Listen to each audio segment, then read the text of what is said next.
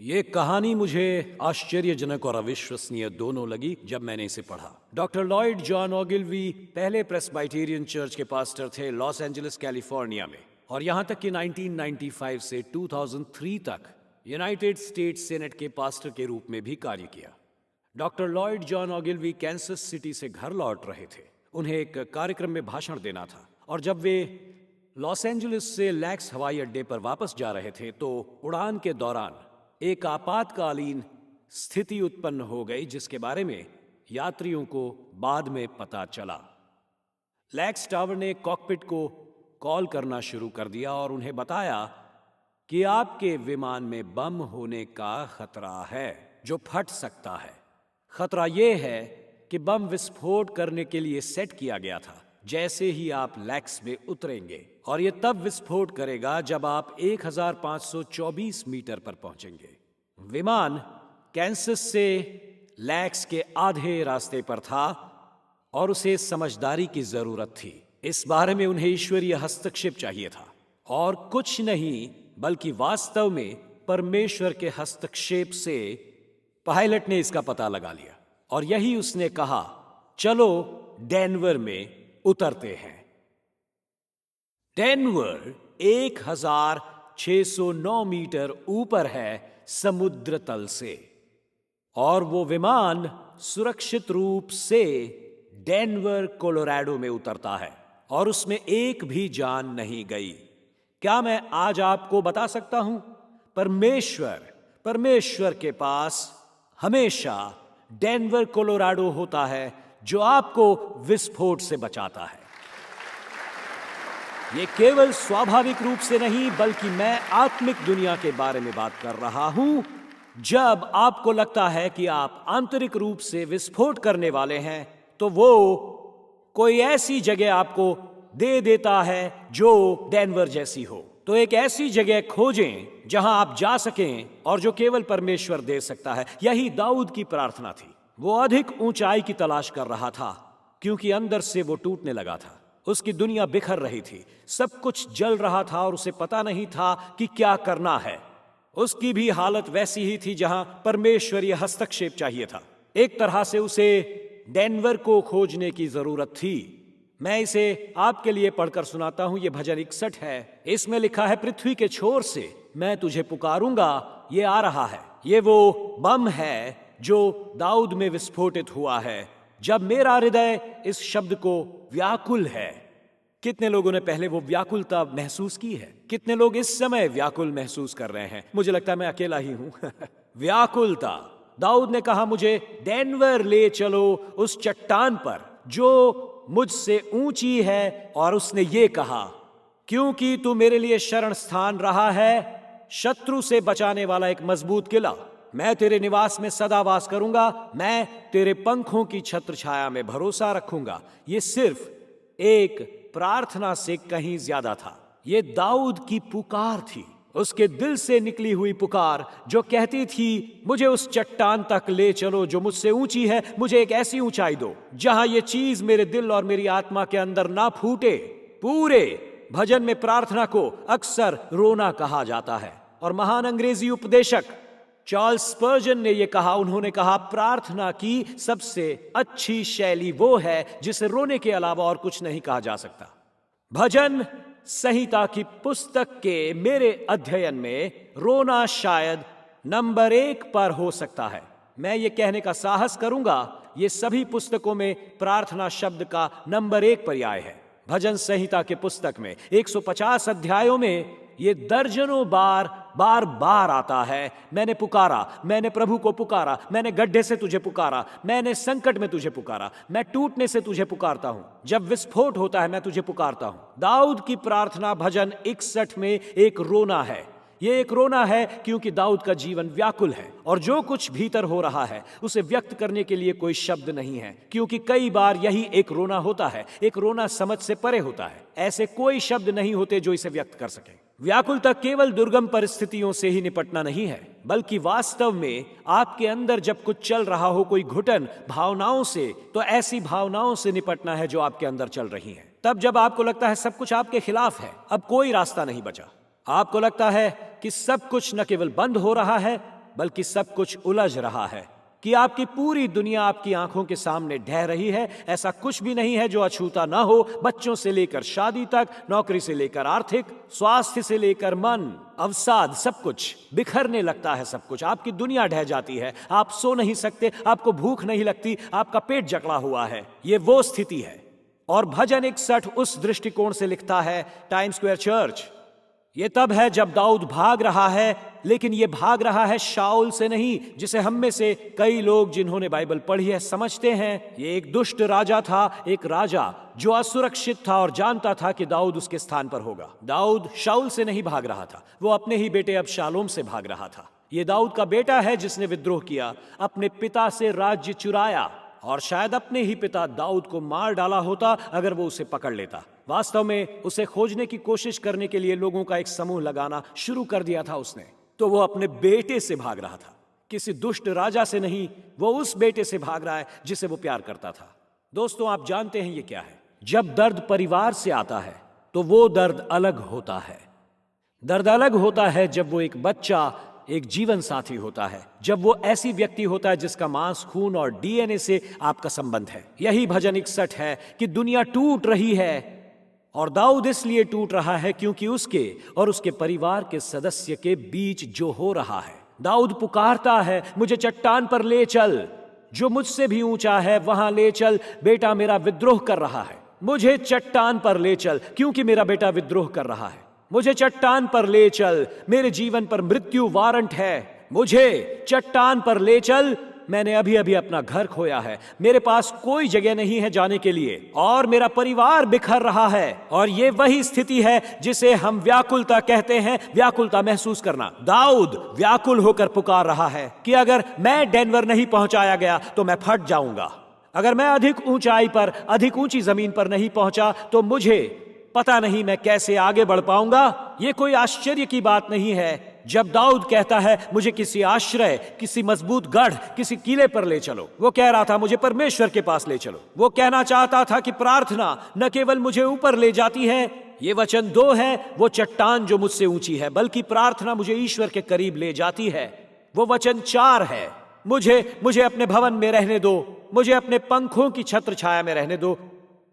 हमारे स्टेट्स में से कोई एक, कई साल पहले हमारे नेशंस में से एक, हमारे राष्ट्र के 16वें राष्ट्रपति अब्राहम लिंकन, जबकि हमारा राष्ट्र विभाजन के माध्यम से आंतरिक रूप से नष्ट होने की कगार पर था, उन्होंने ये शब्द कहे थे, मैं कई बार अपने घुटनों पर इस भारी व्याकुलता से मजबूर हो गया हूं कि मेरे पास जाने के लिए और कोई जगह नहीं बची है। ये व्याकुलता हम में से कईयों ने महसूस की है, मैंने की है। मैं आपको बता सकता हूं, मेरे पास परमेश्वर के सिंहासन के अलावा जाने के लिए और कोई जगह नहीं। हमारे 16वें राष्ट्रपति जानते थे कि एक उच्च स्थान क्या है। एक अर्थ में उन्होंने डेनवर को पाया, और आप और मैं अपने घुटनों पर आ गए हैं, और हमारे मन और आत्मा के अंदर रोने और कराहने के अलावा कोई शब्द नहीं बचा है। रोना और कराहना व्याकुलता में।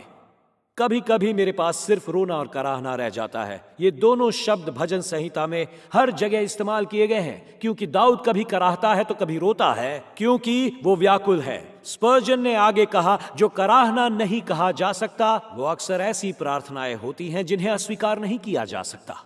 वास्तव में जब मैंने पढ़ना शुरू किया कि दाऊद क्या महसूस कर रहा था, तो इन शब्दों को सुने और खुद को उनमें खोजें। दाऊद भजन संहिता 38 में ये कहता है, मैं झुका हुआ हूं और बहुत ही उदास हूं, सारा दिन मैं विलाप करता फिरता हूं। और इस भाग का मुझे लगता है मैंने अनुभव किया है। उसने कहा, मेरी पीठ में जलन है और मेरे शरीर में कोई स्वास्थ्य नहीं है। मैंने सोचा, क्या दाऊद को सचमुच उसके शरीर में हो रहा बदलाव महसूस हो रहा था? क्योंकि अचानक वो कहता है, मेरी पीठ में दर्द है, मेरा शरीर अस्वस्थ है, मैं कमजोर और पूरी तरह कुचला हुआ हूं, मैं दिल की पीड़ा में कराहता हूं। हे प्रभु, मेरी सारी अभिलाषाएं तेरे सामने खुली हैं, मेरी आहें तुझसे छुपी नहीं हैं। वो कहता है, मेरा दिल धड़क रहा है, मेरी ताकत खत्म हो गई है, और यहां तक कि मेरी आंखों में रोशनी नहीं बची। मेरे मित्र और मेरे साथी मेरे घावों के कारण मुझसे दूर रहते हैं, मेरे पड़ोसी दूर रहते हैं। व्याकुल होने के बारे में बात करें। न केवल आपका शरीर इसे महसूस करता है, बल्कि आपका प्राण, आपकी आत्मा करती है, और आपका स्थान पूरी तरह उजड़ चुका है। दोस्तों, साथियों और पड़ोसियों से छोड़े गए। जिस समय आपको लोगों की जरूरत थी वो चले गए।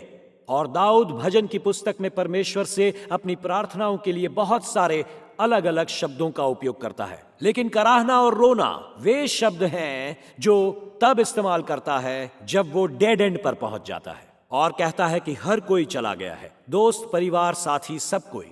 ऐसा लगता है कि जब मैं भजन संहिता की पुस्तक में ये शब्द पाता हूं, एक कराहना या रोना, मैं हमेशा देखता हूं कि दाऊद के पास कोई विकल्प नहीं उच्च स्थान पर जाने के अलावा। मुझे नहीं पता कि अब क्या कहना है, क्या उन शब्दों का मतलब है। मेरे पास कहने को कुछ नहीं बचा, ना ही प्रार्थना करने के लिए ताकत बची है मेरे पास। उन्हें बचाओ, मुझे ठीक करो, प्रदान करो।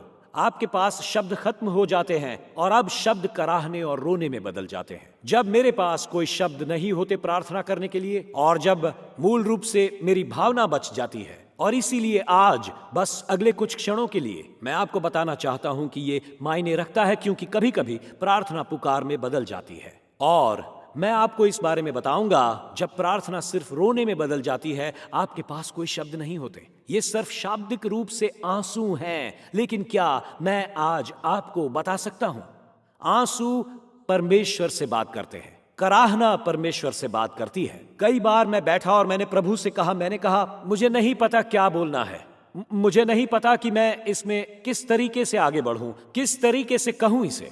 और पता है, मैंने कुछ सीखा। मैं थोड़ा कमजोर होना चाहता हूं और मैं आपके साथ उस ईमानदारी से जो मैंने कराहने और रोने के बारे में सीखा है उससे बात करूंगा कि मैंने ये पाया, क्योंकि एक और शब्द है जिसका उपयोग किया जाता है। मुझे लगता है कि ये पहले की बात है, और जब ये सिर्फ रोना और कराहना था, और मुझे लगता है कि मैंने यही सीखा है, खासकर पिछले साल में प्रार्थना में अंतिम चरण इससे पहले कि ये कराहने और रोने में बदल जाए, शिकायतें हैं। कितने लोगों ने शिकायतें की हैं परमेश्वर से? क्या कोई है? सुनो, दाऊद ने जो कहा उसे सुनो ध्यान से।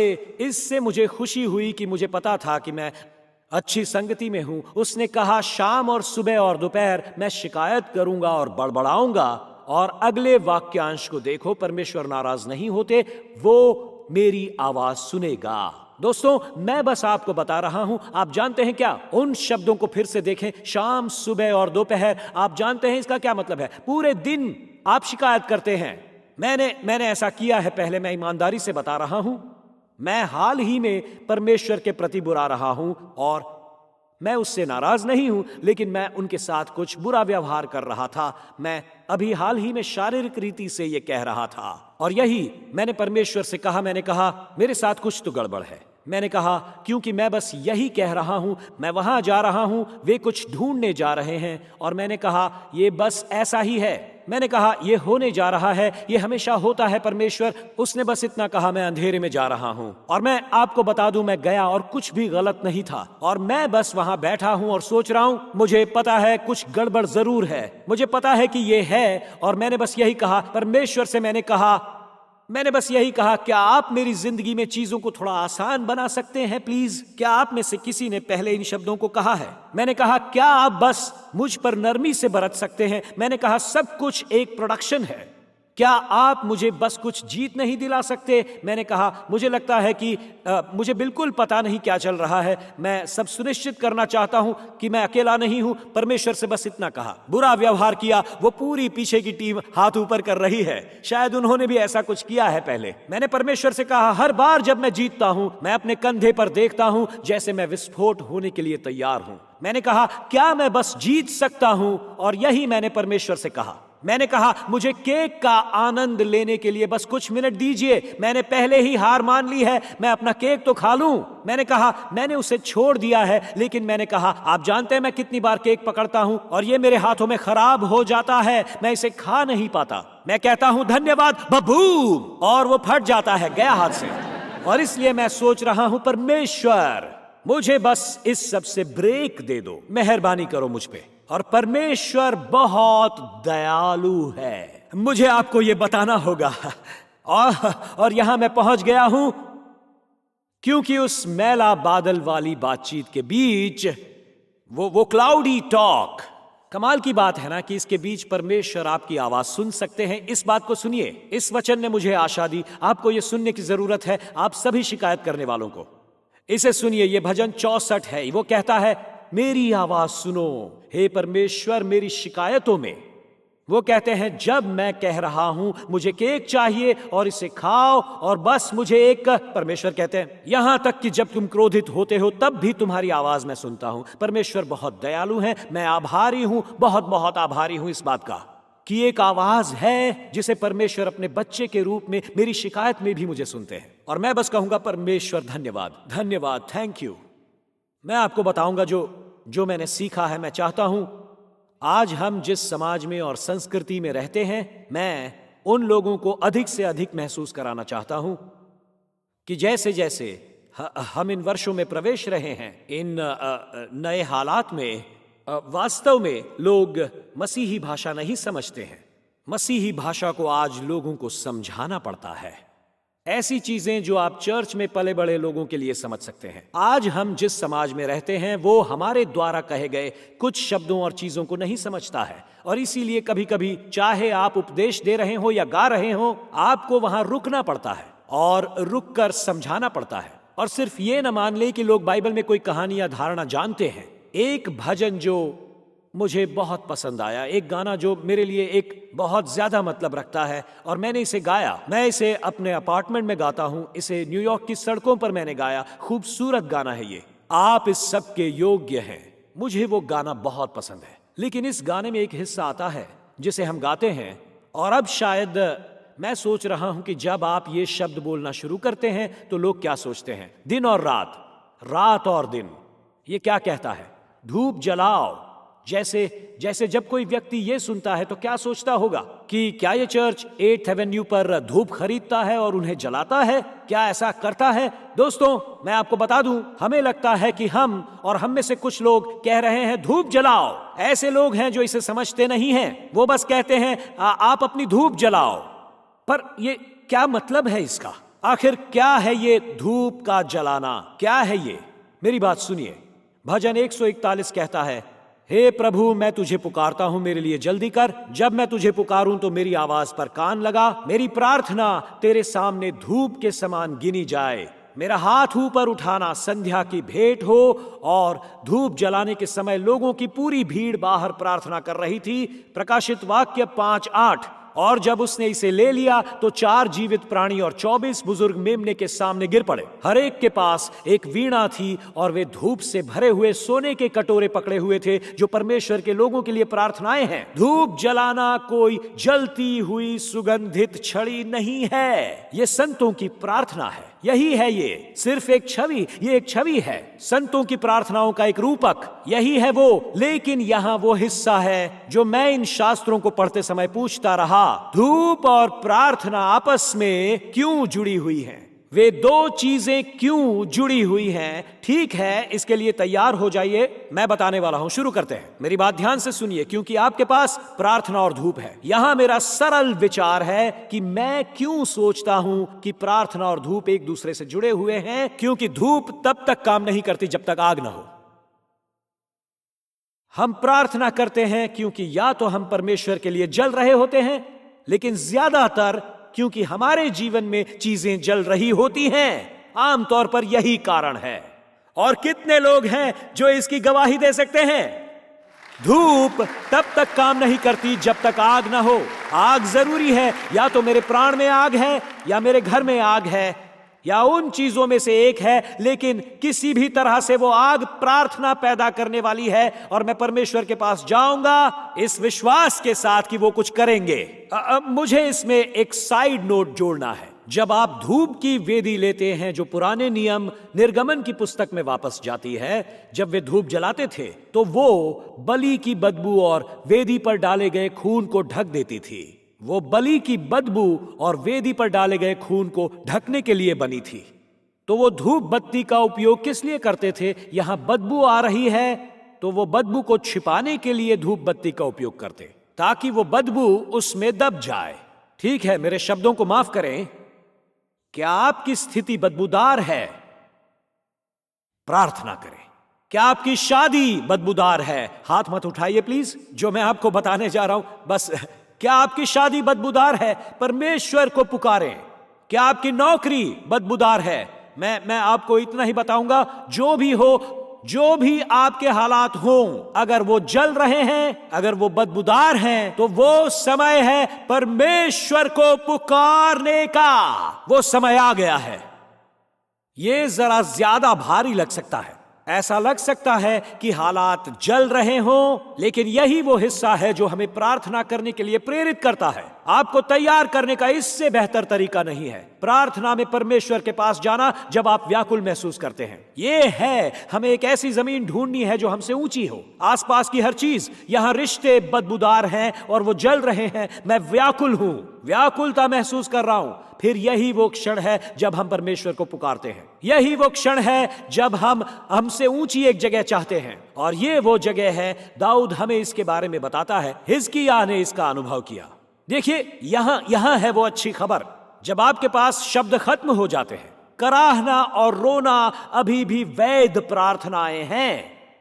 जब आपके पास सही शब्द भी नहीं होते हैं, परमेश्वर कहते हैं मैं इसे सुनता हूं और मैं इसे सुनता हूं। आप कहते हैं मेरे शब्दों पर कान लगाओ हे प्रभु, मेरी कराह पर ध्यान दो। मदद के लिए मेरे राजा और मेरे परमेश्वर, क्योंकि आप ही के लिए वो ऐसे सारांशित करता है। क्योंकि मैं आपसे प्रार्थना करता हूं। वो जो कह रहा था वो ये था कि चाहे मैं कराह रहा हूं, रो रहा हूं या जल रहा हूं, परमेश्वर इसे सुनता है। दाऊद हमें बताता है कि ये काम करता है हर बार। मिसाल के तौर पर हिजकिय्याह। और आज मैं बस खत्म करना चाहता हूं और आपको दिखाना चाहता हूं कि पतरस ने नए नियम में इस बारे में मेरी सबसे अच्छी मदद कैसे की। अब मैं आपको बस समापन के बारे में कुछ बताना चाहता हूं कि मेरी बात का विश्वास मत कीजिए। इसलिए मैं बस आपको मत्ती 14 के साथ समाप्त करने के बाद पतरस की पुकार और जो कुछ उसके साथ हुआ वो दिखाऊंगा, और देखें कि आप खुद को पतरस की पुकार में पाते हैं। मैंने दाऊद के बारे में पढ़ना शुरू किया और मैं सोच रहा हूं वो मैं हूं।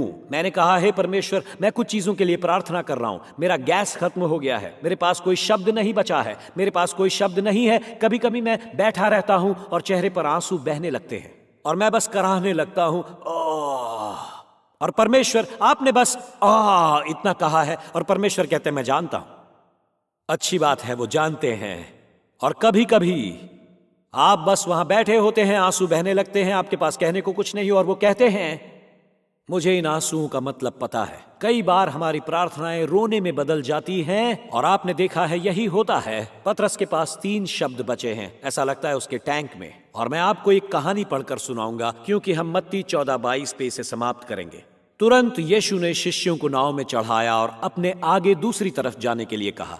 जबकि उसने भीड़ को विदा किया। जब उसने भीड़ को विदा किया तो वो प्रार्थना करने के लिए अकेले पहाड़ पर गया। और जब शाम हुई तो वो वहां अकेला था, लेकिन नाव पहले से ही भूमि से बहुत दूर थी, लहरों से टकरा रही थी क्योंकि हवा विपरीत थी। और रात के चौथे पहर में वो समुद्र पर चलते हुए उनके पास आया। और बाइबल ये कहती है जब शिष्यों ने उसे समुद्र पर चलते हुए देखा, वो डर गए और कहा ये एक भूत है। तो अब आपके पास आधी रात है जो लहरों से टकरा रही है, हवा विपरीत थी। आप गलत व्याख्या करते हैं कि यीशु कौन है। आपको लगता है कि वो एक भूत है। अब वो डर के मारे चिल्ला रहे हैं। और वचन 27 कहता है लेकिन तुरंत यीशु ने उनसे कहा हिम्मत रखो, ये मैं हूं, डरो मत। और फिर अचानक कहीं से पतरस ने उससे कहा प्रभु यदि ये आप हैं तो मुझे पानी पर चलकर अपने पास आने की आज्ञा दें। और यीशु ने कहा आओ। और पतरस नाव से उतर गया और पानी पर चलने लगा और यीशु के पास पहुंच गया। क्या आप नहीं चाहते कि यह अध्याय यहीं पर रुक जाए? अगर ऐसा होता तो हम सभी कहते पतरस तुम ही वो व्यक्ति हो, यह अद्भुत है, तुम पानी पर चले। लेकिन मैं आपको बता दूं, हम सभी के पास ऐसे दिन होते हैं जब हम कहते हैं यह अद्भुत है, लेकिन आपको बस अगले दिन, अगले वचन, अगले घंटे, अगले पल का इंतजार करना है, क्योंकि डर, डूबना और लहरें आने वाली हैं। जैसे ही आप बाहर निकलते हैं देखें, जैसे ही आप बाहर निकलते हैं देखें क्या होता है। वचन 29 नहीं 30। लेकिन हवा को देखकर वो डर गया और डूबने लगा और चिल्लाया। ये 3 शब्द हैं प्रभु मुझे बचाओ। क्या है ये 3 शब्द? प्रभु मुझे बचाओ। तुरंत यीशु ने अपना हाथ बढ़ाया, उसे पकड़ लिया और उससे कहा, तुम्हारा विश्वास कम है, तुमने संदेह क्यों किया? जब वे नाव में चढ़े तो हवा थम गई और जो नाव में थे उन्होंने उसकी आराधना की और कहा, तू सचमुच परमेश्वर का पुत्र है। और जो लोग नाव में थे जब हवा रुकी और जो नाव में थे उन्होंने उसकी आराधना की। क्या आप उस आराधना सभा की कल्पना कर सकते हैं? 11 सूखे लोग जो नाव से कभी बाहर नहीं निकले और एक गीला आराधक जो बस कह रहा है, मैं गीला हो सकता हूं लेकिन मैं पानी पर चला। यहां ये है, मैं आपको बता रहा हूं, जब आराधना की बात आती है तो मैं ये कहने में सक्षम होना चाहता हूं, परमेश्वर मुझे ऐसा लगा कि मैं डूब गया हूं, या शायद मैं डर में चला हूं, मैं भीग सकता हूं, लेकिन मैं अपने हाथों को उठा रहा हूं जो पानी में भीगे हैं और इस समय अपने हाथों को यीशु की ओर उठा रहा हूं।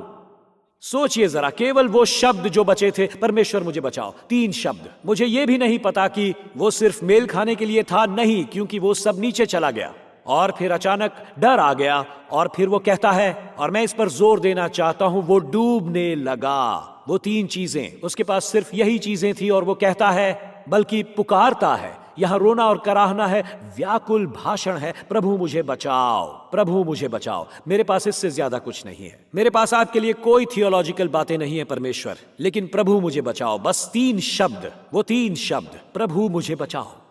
और मैं अपने आप को उन अद्भुत 3 शब्दों के बारे में सोचता रहा।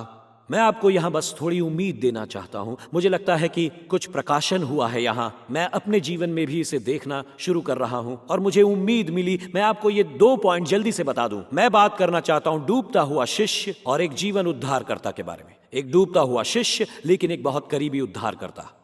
पहले बात करते हैं एक डूबता हुआ शिष्य के बारे में। इसीलिए मैं डूबना, या यूं कहिए डूबने की शुरुआत पर जोर देता हूं। इसे ध्यान में रखें, पतरस आज्ञाकारिता की राह पर डूब रहा था। वो विद्रोह नहीं कर रहा था, वो आज्ञाकारी था। ये आज यहां किसी के लिए है कि आप परमेश्वर की आज्ञा मान सकते हैं और ऐसा महसूस कर सकते हैं कि आप डूब रहे हैं। क्या कोई सोच रहा है, परमेश्वर मैंने आपकी आज्ञा मानी है, मैंने दशमांश दिया है, मैंने भेंट दी, मैंने वो सब किया, लेकिन क्यों, मैं परमेश्वर क्यों डूब रहा हूं? और सुने, इससे पहले कि आप इस बारे में डरना शुरू करें, मुझे कहानी को यहां सिर्फ 1 सेकंड के लिए खत्म करने दीजिए। लेकिन इसमें कहा है कि पतरस ने उससे कहा, प्रभु यदि आप हैं तो मुझे पानी पर चलकर आपके पास आने की आज्ञा दें। उसने दुष्टता नहीं की, वो विद्रोह नहीं कर रहा है, वो ऐसा केवल यीशु की आज्ञा पर कर रहा है। और ऐसा नहीं लिखा है कि वो डूब गया, वो डूबा नहीं था, वो बस डूबने लगा। लेकिन मुझे आज आपको बताना है, जब आप परमेश्वर की आज्ञा मानते हैं तो आज्ञाकारिता की राह पर ऐसे क्षण आने वाले हैं कि इस बारे में सोचिए। पानी से ज्यादा अस्थिर कोई चीज नहीं है जिस पर चलना मुश्किल हो, और पतरस एक अस्थिर सतह पर चल रहा है, तो आपके पास एक अस्थिर सतह है।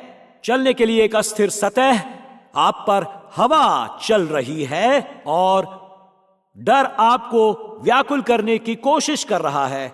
और ये इस बिंदु पर है जब आप परमेश्वर की आज्ञा मानने की कोशिश कर रहे हैं। पतरस वहां है और ये चीजें उस राह पर व्याकुल करने की कोशिश कर रही हैं जिस पर आपको चलना है। आपको परमेश्वर के लिए क्या करना चाहिए? आप में से कुछ ने मसीही बनने के लिए हां कहा और आप सोच रहे हैं, क्यों हवाएं और लहरें और अस्थिर सतह, क्यों अस्थिर सतह पर आखिर मैं कैसे चलूं? मसीहियत में आपका स्वागत है। आप में से कुछ ने सोचा होगा, हम आपको भोज में आमंत्रित कर रहे हैं जो आपके मरने के बाद ही होगा। मैं बस आपको यह बता रहा हूं। तो जब आप यहां हैं तो आप पार्टी की टोपी और गाउन की तलाश कर रहे हैं। मैं कह रहा हूं, नहीं नहीं नहीं नहीं नहीं, आपको कवच और तलवार मिलती है और यह इस चीज पर लड़ाई है। हम तब तक केक नहीं खाते जब तक स्वर्ग नहीं जाते। हम तभी केक खा सकते हैं, लेकिन अभी ये पानी पर चलना है, हवाएं इस तरफ हैं, डर इस तरफ है, और हम सब यही कह रहे हैं, मुझे आपकी जरूरत है प्रभु, परमेश्वर मुझे बचाएं। क्या आप समझ रहे हैं मैं क्या कह रहा हूं? आपको बताना है, इसके 2 भाग हैं। मैंने इस सप्ताह इस सेवकाई के एक मित्र डॉक्टर जोल ग्रेगरी से कुछ सीखा। मैंने कुछ ग्रेजुएट बेलर छात्रों से कुछ सीखा जिनके साथ हम पिछले सप्ताह सेवकाई कर रहे थे। और ये कुछ ऐसा था जो जोल ग्रेगरी ने कहा, जब आज आप कोई तस्वीर लेते हैं, फोन या कैमरा या जो भी वो हमेशा कहते हैं मुस्कुराने के लिए, कहो चीज, हाँ चीज कहो, मतलब ही होना मुश्किल है, आप ऐसा नहीं कह सकते। इस तरह ऐसा नहीं कर सकते आप। आपको चीज कहना है और एक मुस्कान आ जाती है चेहरे पर। और ये है जो मैंने सीखा, वो आपको आश्चर्यचकित कर सकता है। 19वीं सदी में और 20वीं सदी की शुरुआत में जब तस्वीरें ली जा रही थी, उन्होंने कभी नहीं कहा चीज। वो क्या कहते थे पता है? प्रून्स। मैं सच कह रहा हूं। कितने लोगों ने दादा दादी की और परदादा परदादी की तस्वीरें देखी हैं, उनमें से कोई भी मुस्कुराता नहीं है। क्या आपने इस पर ध्यान दिया? कोई नहीं मुस्कुराता। मेरे पास मेरी माँ की तस्वीरें हैं जो बहुत ही बुरी दिख रही थी, और मैं इसलिए ये कह रहा हूं क्योंकि जब वो तस्वीरें खींचते थे तो वो प्रून्स कहते थे, जिसकी वजह से तस्वीरें ऐसी होती थी। कोई भी ऐसा नहीं था, हर कोई ऐसा था। वो कहते हैं वो 3 कारणों से प्रून्स कहते थे। एक, क्योंकि तस्वीर लेने के लिए उन्हें 8 मिनट तक स्थिर रहना पड़ता था। ये बहुत महंगा भी था, तो आप इस पर बहुत सारे पैसे खो रहे थे। और उन्होंने ये बताया कि उस समय अच्छे डेंटिस्ट भी मौजूद नहीं थे। मैं बस जो लिखा है वही पढ़ रहा हूं, बस नोट्स पढ़ रहा हूं। तो इसलिए हर उस समय हर कोई प्रून्स कहता था। और यहां पानी पे चलने के समय पतरस प्रून्स कह रहा था। जी हां, वो वहां बैठकर कह रहा था ये जीत है, ये डर है, ये जीत है। लेकिन यहां अच्छी खबर है, अंतिम बिंदु वो चीज कहने वाला है। और अच्छी खबर यह है कि जब आप डूब रहे होते हैं, वहां एक उद्धार करता होता है। नंबर 2, वो इस समय वास्तव में बहुत करीब है। यही इसकी अच्छी खबर है। तो जब हवाएं आपके खिलाफ आ रही हैं और जब डर आपको व्याकुल करने की कोशिश कर रहा है, पतरस ये कहता है डूबने लगा। लेकिन यहां ये हिस्सा है, ये सब ये मेरे दिल को खुशी देते हैं। और जो इसमें लिखा है कि लेकिन हवा को देखकर वो डर गया और डूबने लगा, वो चिल्लाया, यही रोना है। वो व्याकुल होकर रोया, व्याकुल होकर। और वो 3 शब्द, वो रोया, क्या थे वो 3 शब्द? ठीक है, अब ये वो हिस्सा है जो मुझे पसंद है। और तुरंत यीशु भागा नहीं। उसे उसके पास जाने की जरूरत नहीं थी, उसे बस इतना करना था, क्योंकि वो पूरे समय वहीं था।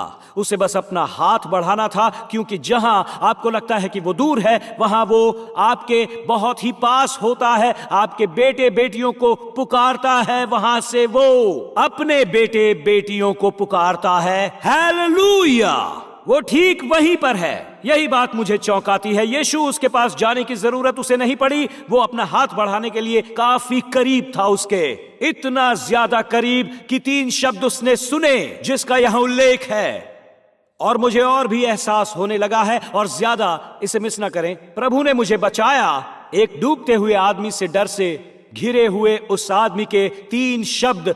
और ये प्रार्थना की लंबाई नहीं है, लेकिन प्रार्थना की ताकत है जो परमेश्वर का ध्यान खींचती है। आप 50 मिनट तक प्रार्थना कर सकते हैं और उसमें कोई ताकत नहीं है, लेकिन परमेश्वर मुझे बचाओ, उसके 3 शब्द, परमेश्वर कहते हैं मैं ये सुनता हूं, मैं तेरा रोना तेरा कराहना सुनता हूं। उन्हें ऐसी जगह ले जाएं जो उनसे कहीं ज्यादा ऊंची हो। रोना शायद शब्द हो, लेकिन शब्द भी शायद रोना हो सकते हैं, या केवल ध्वनि, आंसू। लेकिन परमेश्वर का शुक्र है, परमेश्वर हमेशा एक भ्रमित प्रार्थना से अर्थ निकाल सकते हैं। मैंने जितना सांस ली है उससे ज्यादा आहें भरी हैं। मैंने पास्टर कार्टर को मुझसे ये कहते हुए सुना है, एक रोना प्रार्थना होती है, परमेश्वर हर बार उसे सुनते हैं, चाहे वो रोने की प्रार्थना ही क्यों ना हो। मुझे इस बात के साथ समापन करना है,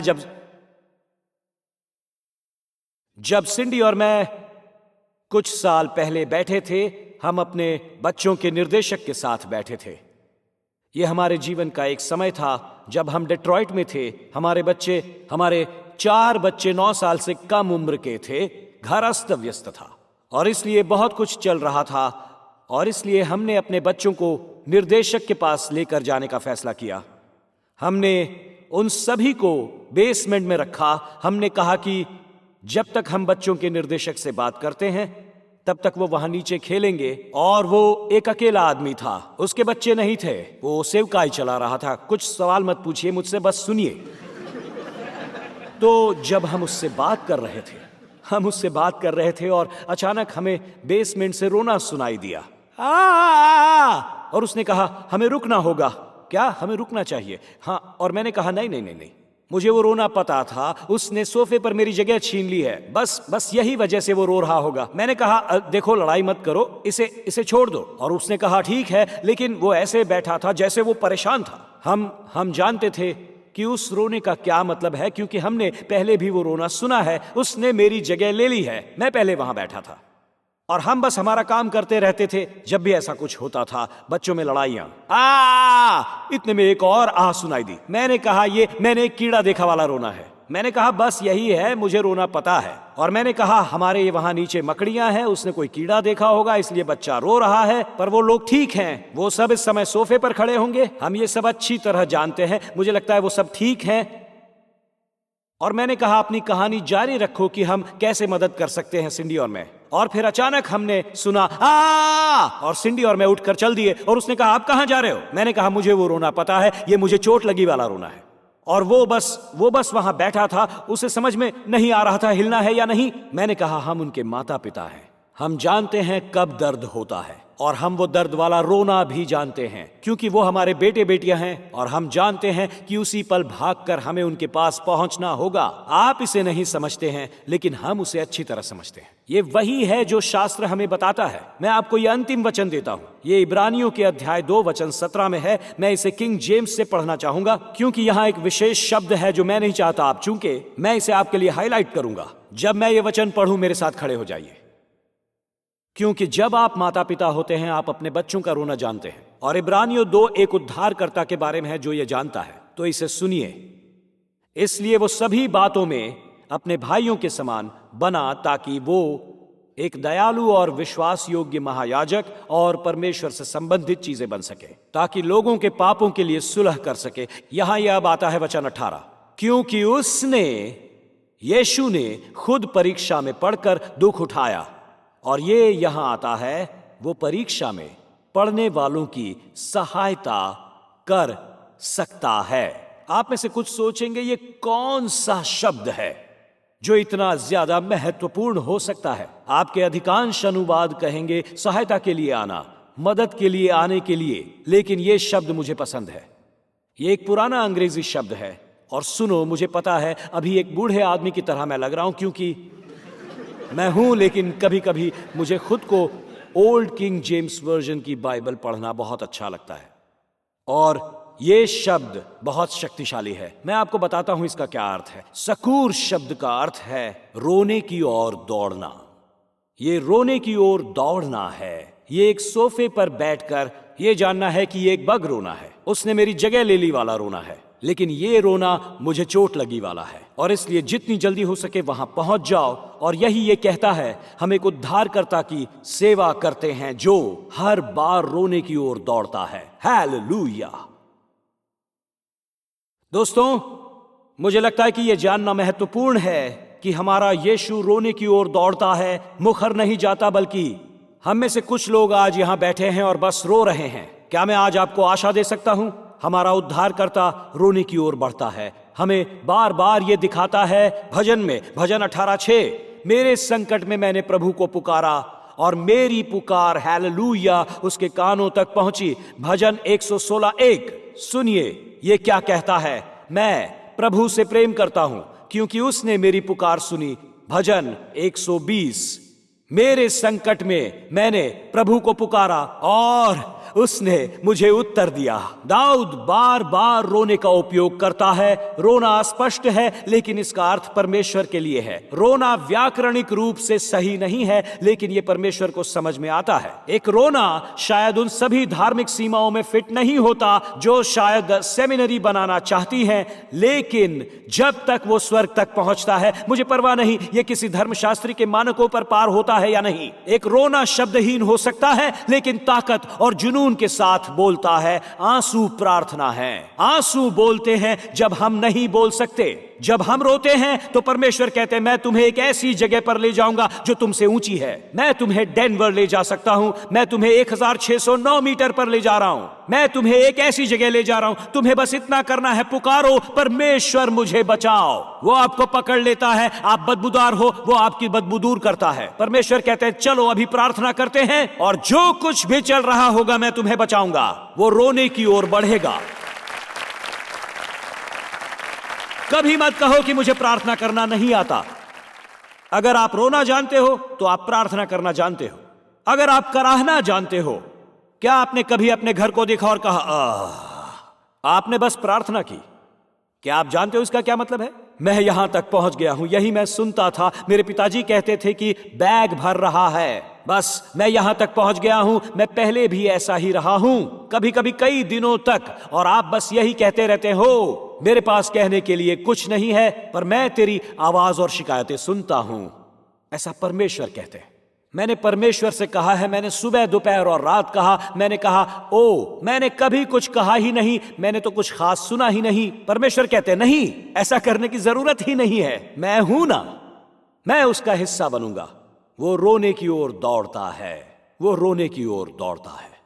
यीशु की जो बात आश्चर्यजनक बनाती है वो ये कि हमारे आंसू उसका ध्यान आकर्षित करते हैं। ना हमारा अनुभव, ना ही हमारी शब्दावली, ना हमारी शिक्षा, और ना ही हमारा पद, और ना ही हमारी आर्थिक स्थिति। एक रोना ही उसे हमारे पास दौड़ने के लिए पर्याप्त है।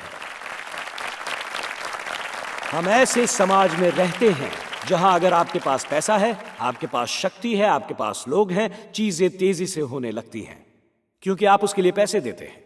अगर आपके पास पैसे हैं, आप एक निजी जेट पर सवार होकर कहीं भी जा सकते हैं, और हम बाकी के लोग हवाई अड्डे पर जाकर अपना गेट खोजने के लिए इधर उधर लंबे रास्तों पर चलते रहते हैं। तो बात यह है, अगर आपके पास पैसा है, आप तेजी से कहीं भी पहुंच सकते हैं। अगर आपके पास प्रभाव है, आप किसी लाइन में आगे पहुंच सकते हैं, और यह समझ में आता है। लेकिन जब प्रार्थना की बात आती है, हम सब एक ही स्तर पर खड़े होते हैं। अच्छी खबर यही है, परमेश्वर एक हेज फंड वाले की सुनेंगे और ब्रॉन्क्स की एक सिंगल मॉम की भी।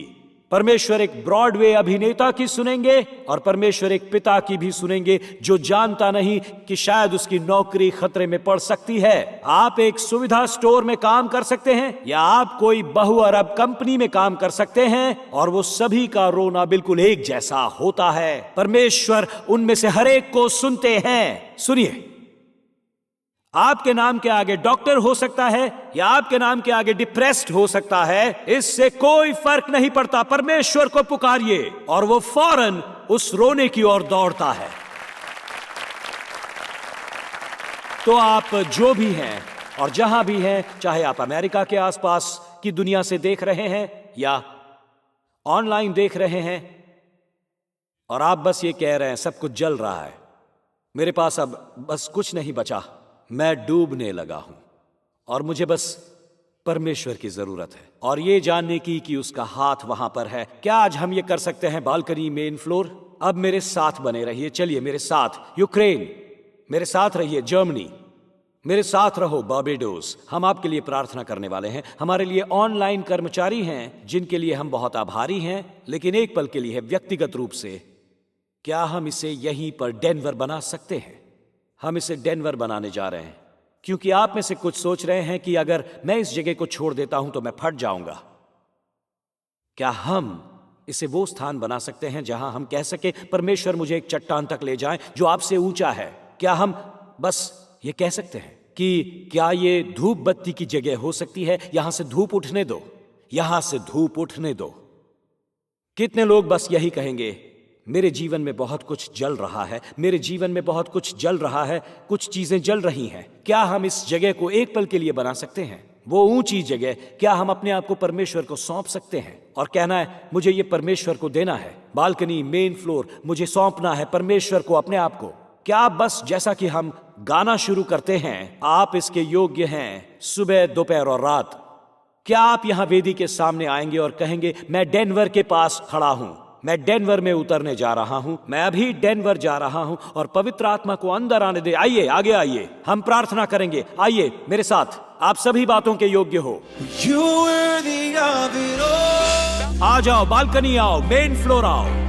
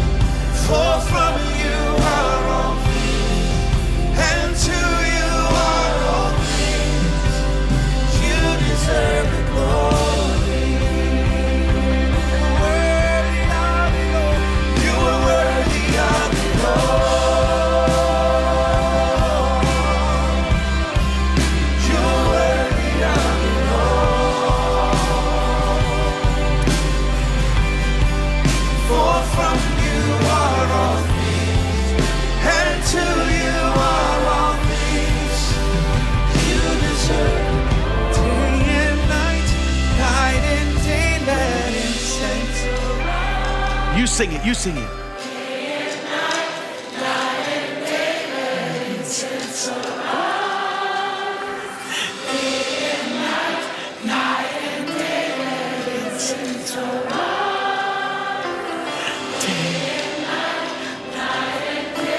आओ सब मिलकर गाते हैं, रात और दिन, चलिए।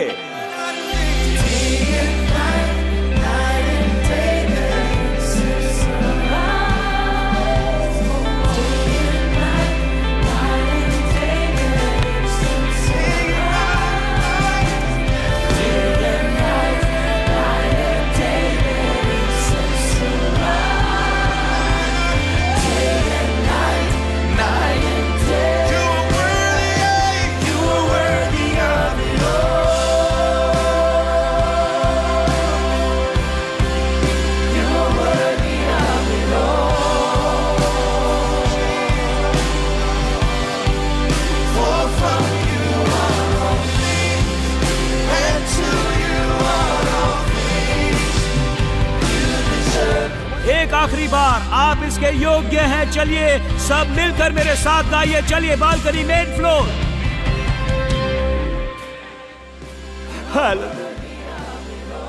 हालेलुया, क्योंकि आप ही से सब कुछ है।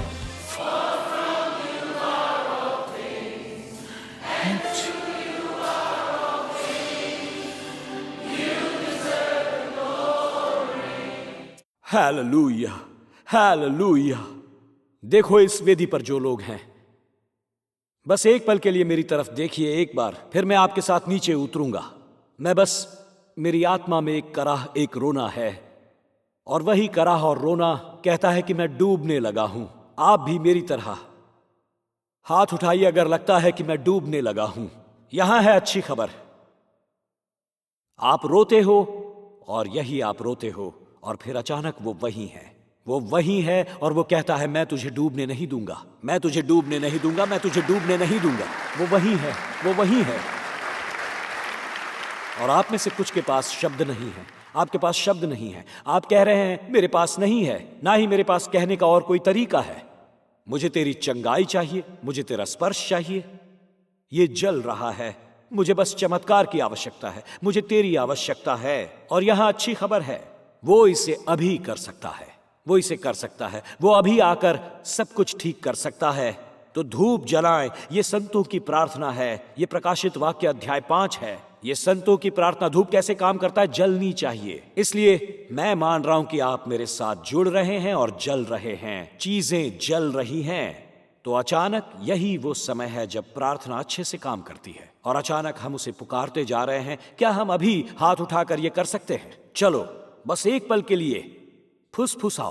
क्यों न हम पतरस से वो शब्द उधार ले लें, प्रभु मुझे बचाओ। बस इतना कहो, प्रभु मुझे बचाओ। इतना ही कहना है, प्रभु मुझे बचाओ, प्रभु मुझे बचाओ, प्रभु मुझे बचाओ। मैं यही मांग रहा हूं, मुझे अपने आप से बचाओ, मुझे भावनात्मक निर्णय लेने से। प्रभु मुझे सभी चीजों से बचाओ जो मेरे मन में चल रही हैं। उन सभी बुरे निर्णयों से मुझे बचाओ जो मेरे मन में चल रहे हैं। मुझे बचाओ प्रभु। मुझे ऐसा लगता है कि मैं डूबने वाला हूं। परमेश्वर मुझे बचाओ। परमेश्वर, मुझे लगता है मैं डूबने वाला हूं। और परमेश्वर स्वीकार करते हैं। सुनो दोस्तों, परमेश्वर अभी भी शिकायतों को स्वीकार करते हैं। अगर आप शिकायत करते हैं और सोचते हैं क्या मेरी शिकायतें स्वीकार होंगी, परमेश्वर उसे सुनेंगे, मैं आपको बता दूं वो शिकायतें स्वीकार करते हैं। वो आपकी आवाज, आपका कराहना सुनते हैं और आपको मदद करने के लिए रोना सुनकर दौड़ आते हैं। आपका रोना प्रार्थना में बदल जाता है और आपका कराहना भी। हमारी सभी स्पष्ट प्रार्थनाएं अब रोने में बदल गई हैं, सभी स्पष्ट शब्द। और पिता, मुझे ऐसा लगता है जब भी महसूस होता है कि मैं रोने वाला हूं, कराहने वाला हूं, मेरी शिकायतें, लेकिन शुक्रिया यीशु कि आप हर बार वहां हैं मेरे लिए। परमेश्वर शुक्रिया। पिता, हमने शिकायतें की हैं शादी के बारे में, हमारी आर्थिक शिकायतें, और अमेरिका में अप्रवासन की शिकायतें, और डॉक्यूमेंट्स प्राप्त करने की, और हमने गवर्नमेंट के बारे में भी शिकायत की है। और अमेरिका में या जिस देश में, चाहे जहां कहीं भी हम हो, रशिया में या यूक्रेन में जो चल रहा है, मिडिल ईस्ट में, इसकी शिकायतें सुनने के लिए शुक्रिया प्रभु। शुक्रिया कि आप हमें सुनते हैं। तो पिता आज इजराइल की पुकार सुने, यूक्रेन की सुने, मध्य पूर्व की पुकार सुने, मध्य पूर्व में और मध्य पूर्व में अनमोल लोग जो हैं उनकी पुकार सुने, रूसी लोग आपको पुकार रहे हैं उनकी पुकार सुने, रशिया में चल रहे युद्ध को लेकर बहुत से लोग पीड़ित हैं। चमत्कार परमेश्वर गाजा में करें, यरूशलेम में करें, रूस में करें, यूक्रेन में करें, मेरे देश में कार्य करें, मेरे लोगों के साथ कार्य करें, अपनी पवित्र आत्मा उंडेल दो। प्रभु हमें बचाओ, प्रभु हमें बचाओ, प्रभु हमें खुद से बचाओ। हे परमेश्वर, हमें जागृति की जरूरत है, हमें बेदारी की जरूरत है, हमसे शुरू करो हे परमेश्वर। और दोस्तों, आज बंद करने से पहले आपसे बस इतना पूछता हूं मैं, सुनिए जरा। हमने कहा कि प्रार्थना तब काम करती है जब आग जलती है। क्या मैं आपको बहुत स्पष्ट रूप से यह कह सकता हूं, हम आपको अनंत काल के बारे में बात किए बिना कभी जाने नहीं देंगे। यह बहुत स्पष्ट है, बाइबल कहती है अनंत काल में। अब आज आप में से कुछ के लिए यह जा रहा है, आप में से कुछ इससे बहुत परेशान हो सकते हैं, लेकिन हमें सच बोलना होगा जो कि बाइबल का स्पष्ट सत्य है। एक स्वर्ग और एक नर्क है, एक आग है जिससे हम बच सकते हैं और दूर हो सकते हैं, और हमारे पास ये प्रार्थना है, प्रभु बचाओ मुझे, प्रभु मुझे बचाओ। दोस्तों, नमक मेरी धारणा नहीं है, यीशु सिखा रहे हैं, और अनंत काल के लिए मुक्त हो सकते हैं हम, और जानते हैं हम कि हम स्वर्ग जा सकते हैं। आज हम जा रहे हैं। एक सवाल पूछते हैं, अगर मैं आज मर जाऊं तो क्या मुझे पता है कि मैं स्वर्ग जा रहा हूं? क्या मुझे यह यकीन है? मैं आपको बता रहा हूं मित्रों, आज यहां से जाने के बाद सोचें, यीशु ने मुझे बचाया है, मेरे किए गए कामों से नहीं, बल्कि यीशु मसीह के क्रूस से उसने मुझे बचाया है, और यह आज हो सकता है। इसे नया जन्म लेना कहते हैं, यीशु के शब्द।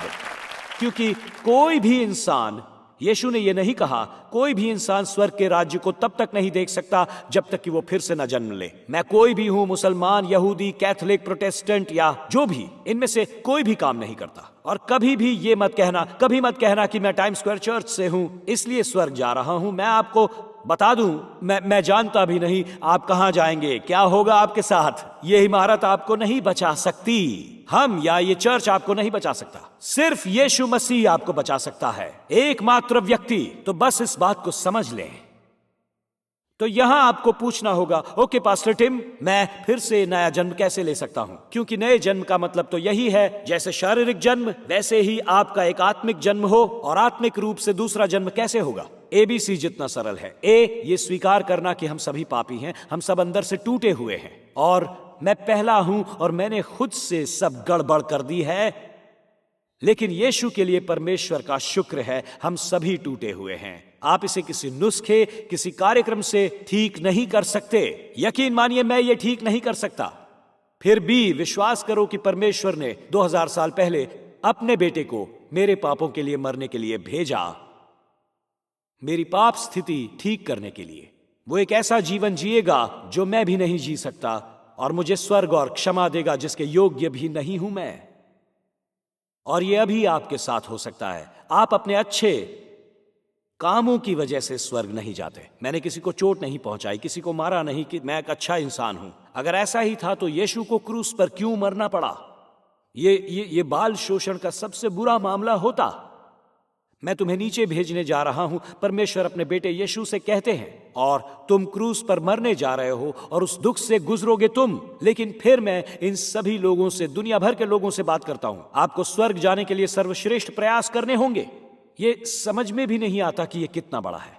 और सी ये है परमेश्वर के रूप में उसका स्वीकार करना, और ये कहना कि आप मेरे जीवन के इंचार्ज हैं। यही बात इसे धर्म से रिश्ते में बदलती है। धर्म कहता है रविवार को आराधनालय, मस्जिद, चर्च, गिरजाघर में आए, सिर्फ रविवार के दिन। रिश्ता कहता है मेरे पास हर दिन आग जलती है। दोस्तों, अगर आप धार्मिक होना चाहते हैं तो बेहतर होगा कि आप रविवार की अपनी सारी आग जला लें, क्योंकि उस पर आप परमेश्वर से बात कर रहे होते हैं। लेकिन ऐसा धर्म में होता है, एक रिश्ते में नहीं। तो बालकनी, मेन फ्लोर, ऑनलाइन, मैं एक नए सिरे से जन्म की प्रार्थना कर रहा हूं जो कहती है परमेश्वर मेरे जीवन में आइए, मैं पापी हूं, मुझे आपकी जरूरत है, आप आइए और मेरा जीवन बदल दीजिए। आपको बिना किसी हिचकिचाहट के ये करना है। बालकनी, मेन फ्लोर, आपको शर्मिंदा होने की जरूरत नहीं। जरा इस मंच को देखिए, हम सबका जीवन गड़बड़ हुआ पड़ा है, लेकिन हमें परमेश्वर ने बचाया है। कितने लोग जानते हैं कि हम यीशु के अनुग्रह से बचाए गए हैं? इसलिए यदि आज आप यहाँ हैं और कहते हैं पास्टर टिम, मैं आपकी नए सिरे से जन्म लेने की प्रार्थना में शामिल होना चाहता हूं, क्या आप मुझे उस प्रार्थना में शामिल करेंगे? तो हाथ उठाइए अपना। एक मिनट रुकिए, अभी फिलहाल अपना हाथ नीचे कर दीजिए। बहुत सारे हाथ ऊपर उठे हैं। पहले समझिए, यदि आप यहाँ हैं बालकनी, मेन फ्लोर, ऑनलाइन, और आप मेरे साथ ये प्रार्थना कर रहे हैं, तो मुझे अपने जीवन में परमेश्वर की आवश्यकता है कहिए, और उसके बाद अपना हाथ उठाइए। हाथ ऊपर उठे रहे। हे परमेश्वर, ये अद्भुत है, ये अद्भुत है। मैं चाहता हूं कि हम सब मिलकर ये प्रार्थना करें। चलो, मैं कहता हूं, सब ये शब्द कहें। प्रिय प्रभु यीशु, मैं मानता हूं कि आप परमेश्वर के पुत्र हैं। मैं मानता हूं कि आप क्रूस पर मेरे पाप, मेरी शर्म और मेरे अपराध के लिए मर गए। आपने मेरे लिए नरक का सामना किया ताकि मुझे वहां न जाना पड़े। आप मुझे स्वर्ग में एक स्थान, पृथ्वी पर एक उद्देश्य और अपने पिता के साथ रिश्ता देने के लिए मरे।